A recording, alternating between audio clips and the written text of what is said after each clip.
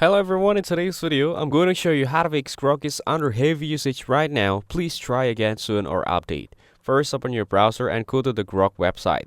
Once the page loads, click on sign in or sign up depending on whether you already have an account. Next, click on login with Google.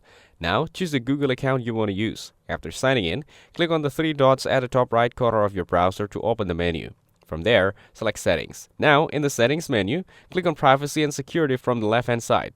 Then, select Delete Browsing Data. A pop-up will appear. Make sure to check the box for browsing history and set the time range to all time to clear everything.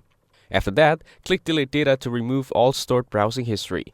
Once the data is deleted, go back and check your internet connection. Turn off your Wi-Fi and turn it back on to refresh the connection. This often helps with errors caused by high traffic or temporary connection issues. If the problem persists, you can also consider upgrading to Super Grok, which is a premium version costing $30. This version gives you faster access and priority during heavy usage times, reducing the chances of seeing the Grok is under heavy usage right now. Please try again soon message.